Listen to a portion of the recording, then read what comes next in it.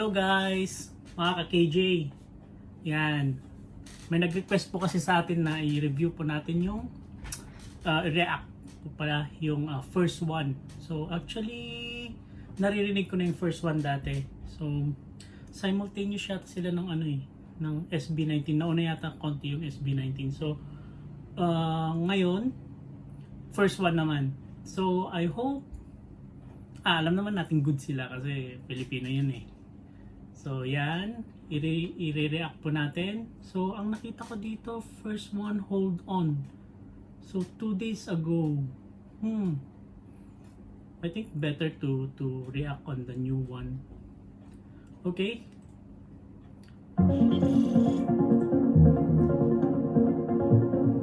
Boost productivity. Okay, without further ado, let's review it.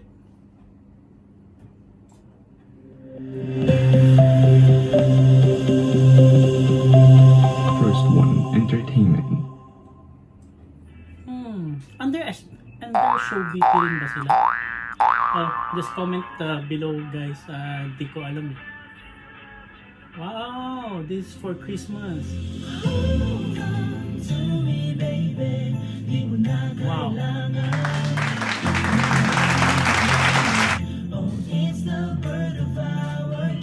Nagiging vibe nito yung parang Backstreet Boys yung dating. Pan natin yung electric fan, mainit.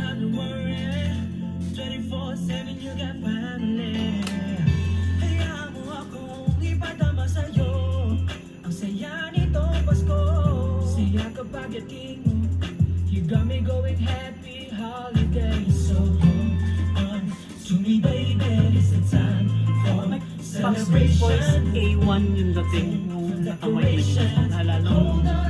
Kamataan ko siyempre.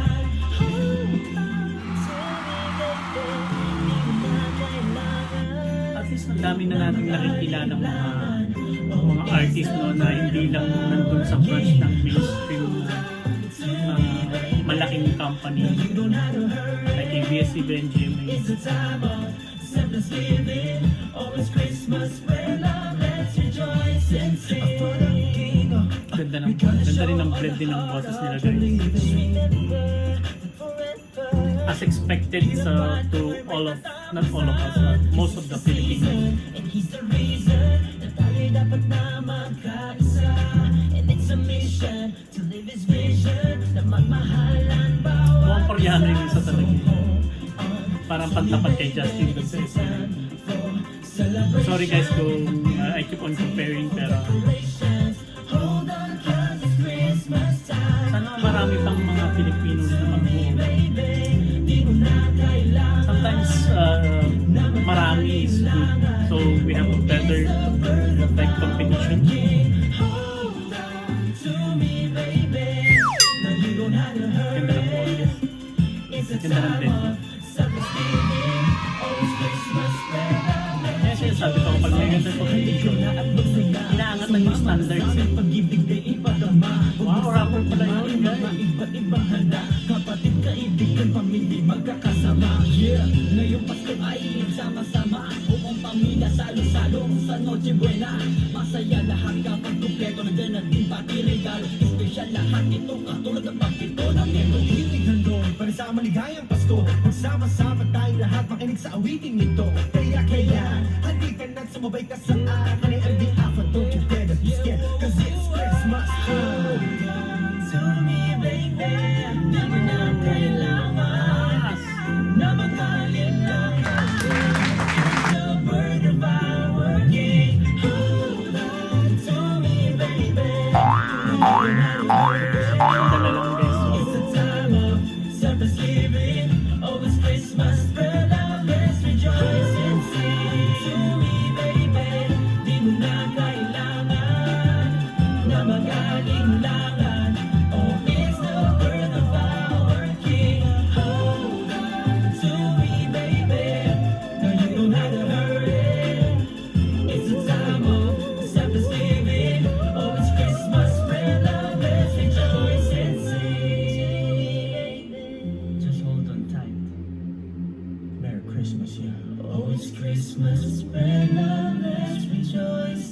more vibe on yung American 90s boy band. Hindi siya talaga, wala akong nakitang na pagka K-pop yung dating eh.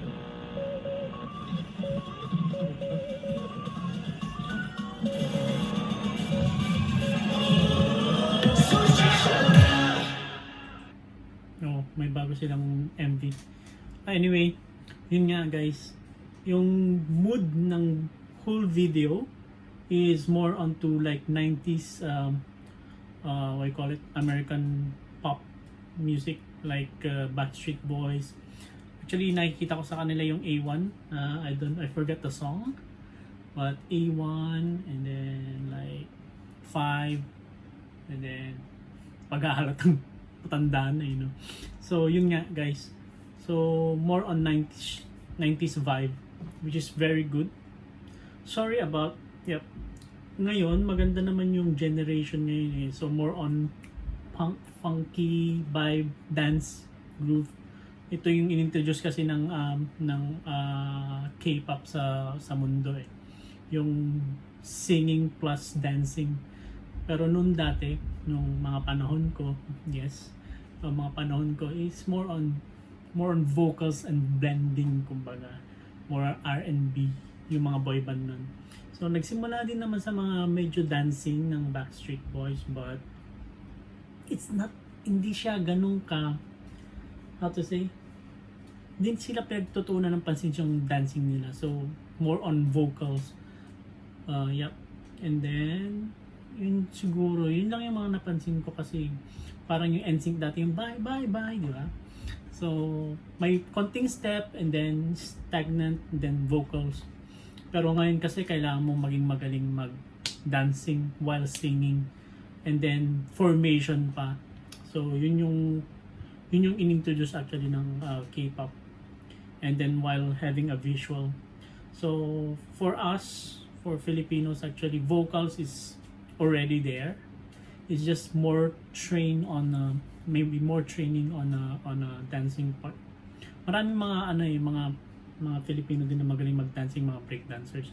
Pero usually nagtutuon din sila sa break dancing while like set aside nila yung singing. So ngayon kailangan mong magawa yung both. So kudos to all our guys. Kudos sa Filipino. Proud to be Filipino. Sana marami pang mabigyan ng opportunity na Filipino boy group and girl group. I heard there's someone actually asking me to review Kara. That's next time. So yes, sana nga yan. More competition is good. So para may angat yung standards, kumbaga. So tatalbugan sila hanggang sobrang ganda na, and maybe one day, maybe we don't know if its first one will be the first one or SB19 will be the first one to conquer the world. Sana nga guys. So push natin, push pa. Thank you and God bless. Bye.